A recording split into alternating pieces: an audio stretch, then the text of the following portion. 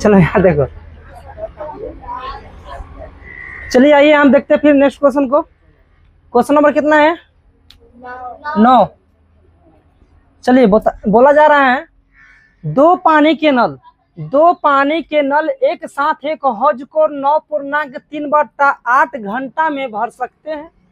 बड़े व्यास वाले नल हौज को भरने में कम व्यास वाले नल से 10 घंटा कम समय लेती है। प्रत्येक द्वारा अलग से हौज को भरने के समय ज्ञात कीजिए। कहने का मतलब क्या है कि दो पानी के नल है, ठीक है ना, एक साथ एगो बड़ा हौज है, उसको 9.3/8 घंटा में भर देता है। तो बोलता है कि बड़े व्यास वाले नल हौज को भरने में कम व्यास वाले नल से 10 घंटा कम समय लेता है। बात जाहिर सी है, छोटका काम कम करेगा, बड़का काम ज्यादा करेगा ना। तो 10 घंटा कम समय लेती है। प्रत्येक द्वारा अलग से हौज को भरने के समय ज्ञात कीजिए। तो मान लीजिए हम क्या करते हैं, माना कि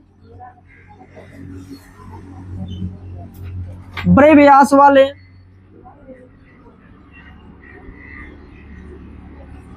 नल द्वारा हौज को भरने में लगा समय, हौज को भरने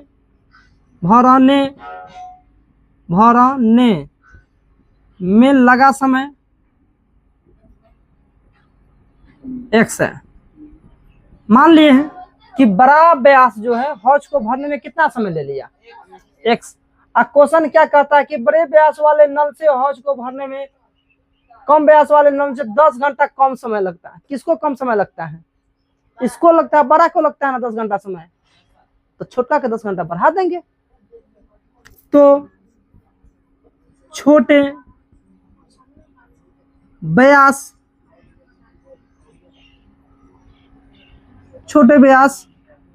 तो बड़े व्यास, माना कि बड़े व्यास नल द्वारा, तो छोटे व्यास नल द्वारा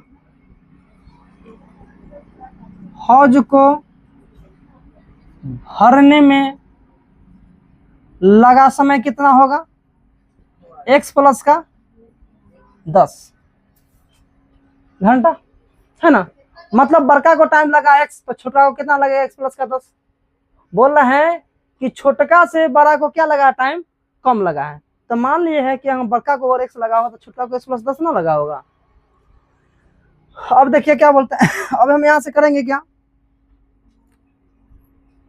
अगर हम डायरेक्ट बना दो तो बना सकते हैं, लेकिन डायरेक्ट बना दो एकदम में। प्रश्न से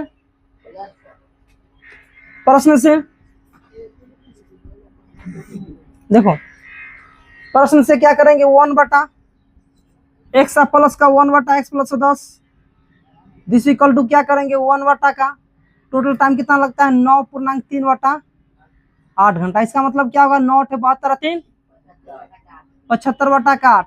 दिस इंप्लाइज 1 का x अब plus 1/x plus 10 this equal to क्या होगा, 8/75।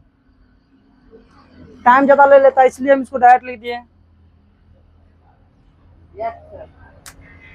ठीक है ना। अब यहां से क्या करेंगे, हम सॉल्यूशन करेंगे।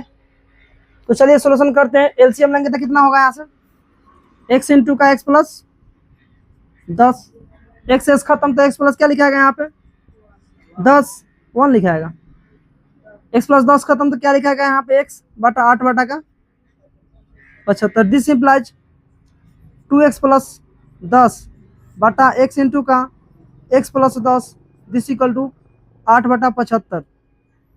यहाँ से कैलकुलेशन है जो कि आपकी जरूरत है, मेरा नहीं। चलिए यहाँ करेंगे तो क्या होगा, 2x प्लस 10 इंटू कितना 75 दिस इक्वल टू होगा 8 इंटू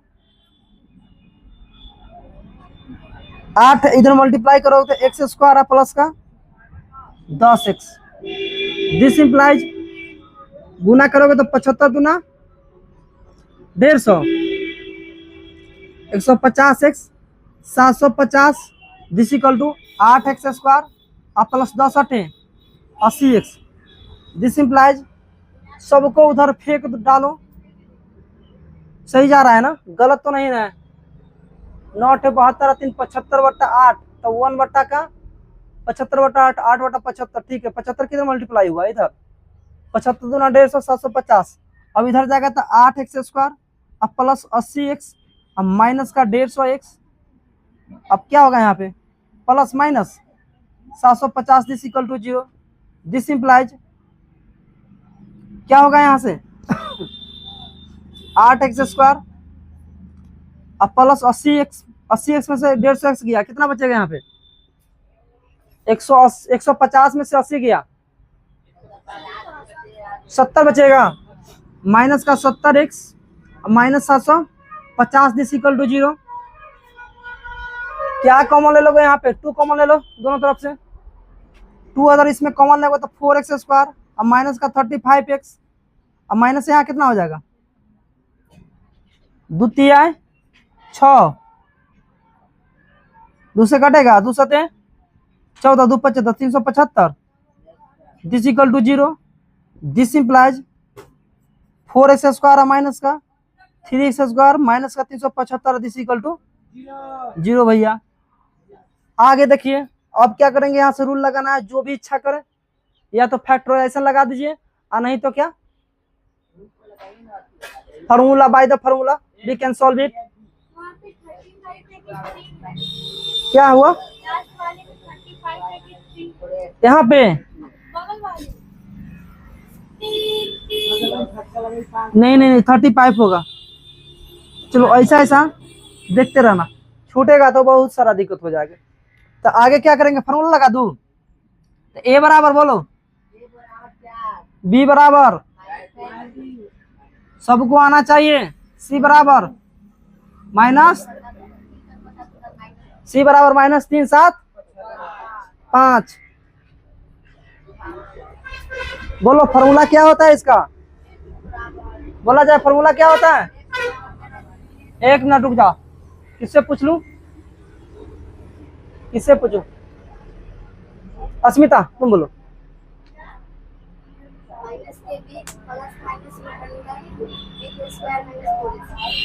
चले राजनंदिनी तुम बताओ, सही है फार्मूला या गलत बोली।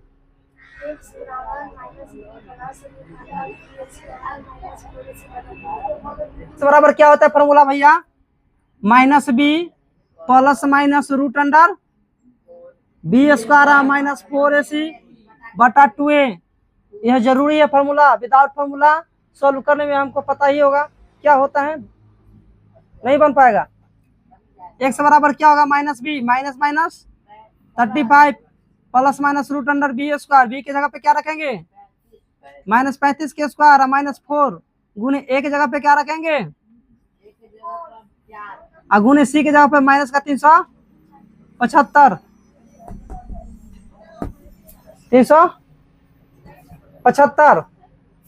बटा क्या होगा 2 गुने a ना होगा 4 होगा ना। चलिए यहाँ पे देखते हैं, x बराबर क्या होगा minus minus plus plus minus root under 35 के स्क्वायर कितना होता है 50 25 3 1 4 3 1225 माइनस 4 चौका 16 माइनस माइनस प्लस 16 गुने 375। अब इसको गुना भाग भाई करना है, 4 दूनी 8।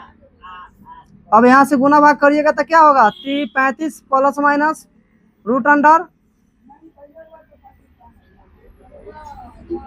1225 और 16 गुने 350, तो 12,225 प्लस 6,000 जोड़िएगा तो कितना मिलेगा यहाँ से 35 और प्लस माइनस कितना निकलेगा, जोड़िए कितना मिलेगा, जोड़ने के बाद 6,000 7,225 7,225 बटा कितना होगा दिस इम्प्लाइज 35 अब प्लस माइनस इसको कितना लिख सकते हैं, इसको लिख सकते हैं 25 गुने 289 बटा 8 लिख सकते हैं। 289 में गुना कीजिए तो 25 कितना होगा? 289 में गुना कीजिए 25 से। अब प्लस माइनस रूट के अंदर 2 तो एगो क्या होगा बाहर, 5 गुने कितना हो जाएगा 17 बटा कितना 8। आगे आइए हम देखते हैं आगे कहाँ जाओ, बोर्ड तो पूरा भर गया। यहाँ कर देते हैं, देखिए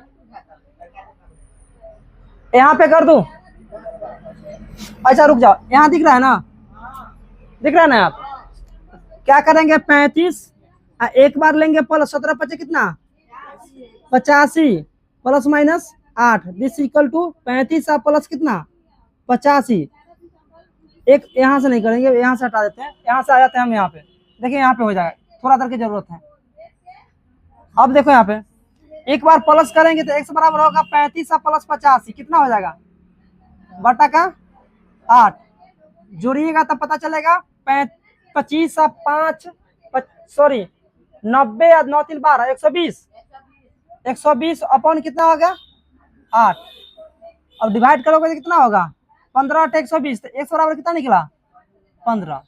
लेकिन जैसे भैया यहाँ पे कैलकुलेशन करोगे तो यहाँ पे x का वैल्यू, यहाँ पे x कितना आ जाएगा निगेटिव आ जाएगा। 35 में से माइनस 85 किया कितना आएगा यहाँ पे 35 और माइनस कितना होगा 85 बटा 8 जो कि निगेटिव आएगा 50 आएगा। तो माइनस 50 बटा 8 संभव है क्या? नहीं है, निगेटिव संभव नहीं है। तो इससे पता चल रहा है कि x छोटा नॉल है कि बड़ा नॉल है? बड़ा नॉल है ना।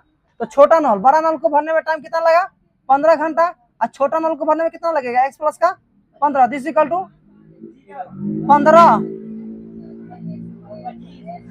15 प्लस 10 है ना, 15 प्लस 10 कितना लगेगा 25 घंटा। तो आपका आंसर हो गया x बराबर 25 और वो क्या निकला 15। तो बड़ा नल को भरने में कितना लगा 15 घंटा, छोटा नल को भरने में, बड़ा नल को भरने में टाइम कितना लगा 15 और छोटा नल को 25 घंटा। यही आपका आंसर हुआ। कैलकुलेशन समझ में आया? अच्छा खासा कैलकुलेशन है। तो घर पे जाके इसको 2-4 बार बनाना होगा तभी जाके समझ में आएगा अच्छा से, अन्यथा जीरोक्स करोगे और कॉपी में ही रह जाएगा, कॉपी भर जाएगा, दिमाग खाली हो जाएगा। इसलिए घर पे जाना है 2-4 बार प्रैक्टिस करना है, अच्छा खासा से समझ में आ जाएगा। चलिए लिखिए यहाँ तक। चलिए अब हम देखते हैं नेक्स्ट क्वेश्चन। क्वेश्चन नंबर कितना है? क्वेश्चन नंबर 10 11 10 बोलो। चलिए यहाँ पे लिखा हुआ है मैसूर और बेंगलोर के बीच 132 किलोमीटर यात्रा करने में एक्सप्रेस रेलगाड़ी सवारी गाड़ी से 1 घंटा कम समय लेती है। यदि एक्सप्रेस रेलगाड़ी की औसत चाल सवारी गाड़ी की औसत चाल से 11 किलोमीटर अधिक हो तो दोनों रेलगाड़ी की औसत चाल याद करें। यही ना बोला है क्वेश्चन? वो तो ठीक है।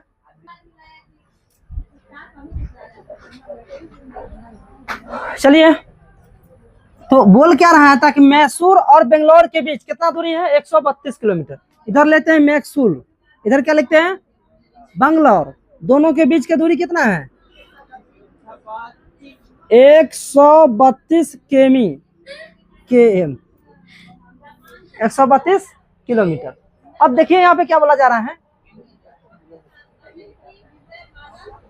देखो मैसूर और बेंगलोर के बीच 132 किलोमीटर यात्रा करने में एक्सप्रेस रेलगाड़ी सवारी गाड़ी से 1 घंटा कम समय लेता है। एक्सप्रेस रेलगाड़ी सवारी गाड़ी से 1 घंटा कम समय लेता है यदि एक्सप्रेस रेलगाड़ी की औसत चाल सवारी गाड़ी की औसत चाल से कितना है 11 किलोमीटर अधिक है। तो सबसे पहले मानेंगे सवारी गाड़ी के, तब ना उसको ज्यादा करेंगे। तब माना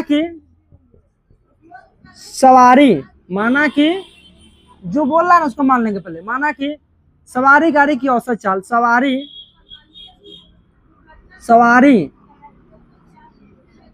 गाड़ी की औसत चाल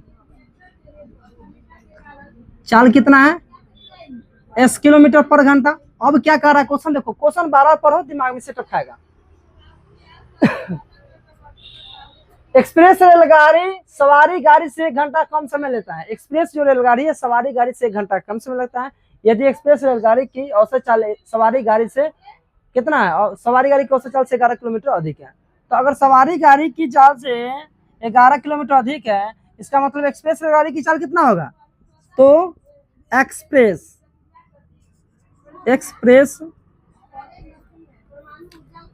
रेलगाड़ी की औसत चाल, एक्सप्रेस रेलगाड़ी की औसत चाल कितना हो जाएगा बताइए, कितना ज्यादा है, 11 किलोमीटर, सॉरी 11 किलोमीटर बोलते हैं, 11 प्लस x प्लस 11 किलोमीटर पर घंटा, ज्यादा हो गया। अब प्रश्न से देखो, प्रश्न क्या बोल रहा है, फिर से पढ़ो क्वेश्चन, पहले लिख दो यहाँ पे, एक लिख दो यहाँ पे इधर लिख दो एक्सप्रेस, इधर लिख दो क्या, सवारी, इधर लिख दो सवारी, इधर लिख दो क्या, एक्सप्रेस। देखो दूरी कितना है, टोटल दूरी 320, 132 है, इधर भी लिखो 132, इधर भी लिखो 132, समय बराबर दूरी बटा, समय बराबर होती है दूरी बटा का, दूरी बटा चाल। फिर पढ़ो क्वेश्चन को कि मैसूर और बेंगलोर के बीच 132 किलोमीटर यात्रा करने में एक्सप्रेस रेलगाड़ी सवारी गाड़ी से 1 घंटा कम समय लेता है, कौन लेता है समय कम, एक्सप्रेस रेलगाड़ी सवारी गाड़ी से 1 घंटा कम समय लगता है, 1 घंटा कम समय लगता है ना। यदि एक्सप्रेस रेलगाड़ी की औसत चाल कितना है, सवारी गाड़ी की औसत चाल से 11 किलोमीटर अधिक है, किसका अधिक है, सवारी गाड़ी से एक्सप्रेस रेलगाड़ी की औसत चाल x प्लस 11 किलोमीटर अधिक है, तो समय बराबर दूरी बटा चाल, सवारी गाड़ी की चाल बराबर के समय बराबर क्या होगा, दूरी बटा का चाल हो गया। अब देखो बराबर करो, इधर इसका कितना होगा 132 बटा एक्सप्रेस का कितना होगा x प्लस 11 किलोमीटर। अब देखो कौन लेता है समय कम, सवारी गाड़ी लेता है ना, एक्सप्रेस रेलगाड़ी सवारी गाड़ी से 1 घंटा कम समय लगता है, कौन लेता है, एक्सप्रेस लेता है, एक्सप्रेस रेलगाड़ी सवारी गाड़ी से 1 घंटा कम समय लेता है, कौन, एक्सप्रेस लेता है। तो जब जाहिर सी बात है इसका स्पीड बढ़ गया तो कम टाइम ना लेगा, तो कम टाइम लेगा ये, तो इसमें क्या करो, एक जोड़ दो, ठीक है, बराबर किए। तो अब क्या करो, इधर से 132 बटा x माइनस 132 बटा का क्या होगा, x प्लस का 11 दिस इक्वल टू 1। मेरा कहानी खत्म यहाँ से। चलिए यहाँ देखते हैं, 132 क्या करोगे कॉमन, तो क्या बचेगा 1 बटा x माइनस 1 बटा का x plus 1 11 this equal to 1। अब यहाँ से एलसीएम लोगे तो क्या होगा, x इंटू एक्स प्लस 11, आई चला जाएगा उधर, तो क्या हो जाएगा 1 बटा 132, इधर खत्म होगा तो x प्लस 11 माइनस x। बात समझ में आ रहा है कि नहीं आ रहा है, आ रहा है ना, यहाँ से खत्म, दिस इंप्लाइज 11 बटा x into X plus 11 this equal to 1 बटा 132, मल्टीप्लाई करोगे क्या होगा x into X plus 1 this equal to 11 गुना 132, गुना करोगे तो क्या मिलेगा, गुना करो एक्स स्क्वायर प्लस एक्स, अब यहाँ पे गुना करो, 11 में 132 है, हाँ 2 3 1 2 3 1 2 5 4, सही है, 1452 होगा, 1400 माइनस का 1452 दिस इक्वल टू क्या 0, यही होगा 1432 की 52 2 सही है 1452। चलिए अब यहाँ से भी नहीं कर पाओगे भाई, ए का value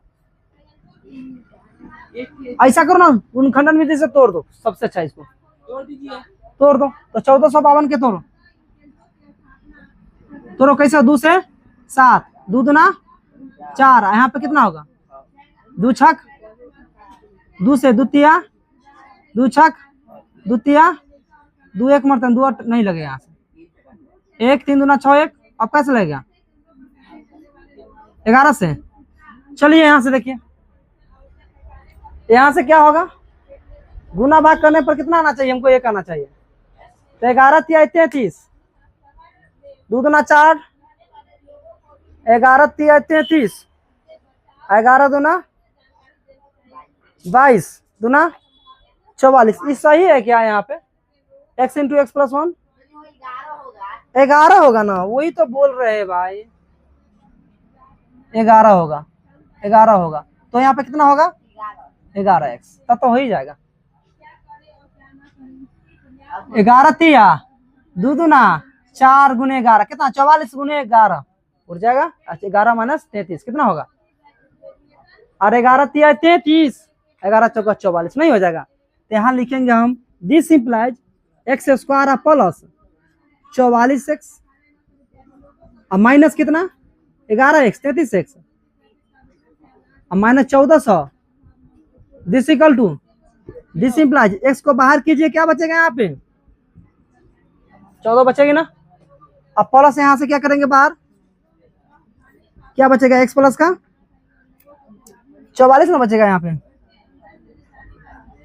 this equal to 0 X plus 44 X minus this equal to 0 X plus 44 this equal to 0 X minus 33 this equal to 0 X बराबर क्या होगा 33 एक्स बराबर क्या होगा बताइए भाई क्या रेलगाड़ी की चाल माइनस में होती है नहीं तो ये होगा क्या चाल कितना हो गया तो बताओ किसका चाल हुआ 33 किलोमीटर सवारी की एक्सप्रेस का किसका हुआ एक्सप्रेस का सवारी गाड़ी की औसत चाल 1 नंबर है तो सवारी क्या ना हुआ तो सवारी गाड़ी का औसत चाल कितना हो गया 100 बराबर 33 किलोमीटर पर घंटा X plus 11 this equal to 33 plus 11 कितना होगा 44 किलोमीटर पर घंटा किसका हो गया ये एक्सप्रेस का। तो सवारी के हई वाला एक्सप्रेस के हई वाला बोला जाए समझ में आया या नहीं आ गया झुट्टो के तो लिखा जाए लिखिए छपाया कीजिए। चलिए अब लास्ट क्वेश्चन तुम्हारा है यहाँ पे देखिए लास्ट क्वेश्चन है अब 11 है प्रश्नावली 4.3 का क्वेश्चन सब खत्म हो गया है। इसमें कह क्या रहा है लास्ट क्वेश्चन अंत वाला तो सब वाला 2 वर्गों का क्षेत्रफल का योग इतना है यदि उनके परिमाप का अंतर इतना है तो दोनों वर्गों की भुजाएं ज्ञात कीजिए। मतलब 468 है यहाँ पे 24 मीटर है तो मान लेते 2 को वर्ग बोल रहा है एक वर्ग इधर बना लीजिए ये क्या है तुम्हारा वर्ग है और एक वर्ग क्या है इधर बना लीजिए सुनो अब वर्ग है ना अब वर्ग की भुजा क्या होता है समान होती है तो मान लेते इस वर्ग की भुजा एक से इस वर्ग की भुजा तो माना कि दोनों वर्ग की भुजाएं क्रमशः x तथा y है। अब जाहिर सी बात है दो वर्ग की भुजा है तो एगो छोटे को वर्ग तो होगा ही लेकिन जरूरी नहीं है हम मान लिए हैं यहाँ पे एगो x क्या है बड़ा है y क्या है छोटा है। क्वेश्चन क्या कर रहा है कि दोनों वर्गों के क्षेत्रफल का योग तो प्रश्न से कह रहा है कि दोनों वर्ग के क्षेत्रफल का अनुपात योग तो इसका क्षेत्रफल का योग इसका क्षेत्रफल का योग कितना है 400 दोनों वर्ग के क्षेत्रफल का योग दोनों वर्गों के क्षेत्रफल का योग कितना है 468 मीटर है। दोनों वर्ग के क्षेत्रफल का योग है कितना है 468 मीटर तो इनके परिमापों का अंतर 24 मीटर है तो दोनों वर्ग की भुजा ज्ञात कीजिए। अब वर्ग का क्षेत्रफल क्या होता है भुजा स्क्वायर होता है ना तो वर्ग का क्षेत्रफल यहाँ पे क्या हो जाएगा इसका भुजा स्क्वायर एक्स स्क्वायर यहाँ पे क्या हो जाएगा वाई स्क्वायर तो दोनों वर्ग के क्षेत्रफल का योग कितना हुआ 468 मीटर स्क्वायर। यहाँ पे मान लो x मीटर यहाँ पे मान लो y मीटर। अगला क्या बोलना है कि यदि उनके परिमाप का अंतर 24 मीटर है तो वर्ग का परिमाप क्या होता है बताओ 4 इंटू वाई दोनों का अनुपात कितना होगा 4x minus 4y this equal दोनों का परिमाप का अंतर 4x minus 4y this equal to 24 zero नहीं रे भैया तो x माइनस y बराबर कितना होगा 4 बार काटोगे खुटोगे 6 चौका समीकरण 2 हो गया समीकरण कितना हो गया। अब आइए यहां से x का वैल्यू निकालिए तो 6 प्लस क्या हो जाएगा y हो जाएगा। इसी को घुमा के लिख दीजिए y प्लस का 6 मतलब x बराबर क्या हो गया y प्लस का 6 हो गया ना। अब आगे देखिए समीकरण 1 में समीकरण 2 का जो वैल्यू है पुट करने पर क्या पाएंगे इस गलती नहीं देखते हो भाई जो देखना नहीं होता है गलती से देखते हो अब देखो x का वैल्यू कितना है, y प्लस का 6, तो y प्लस का 6 यहाँ पे पुट करेंगे, this equal to Y square, this equal to 400 answer.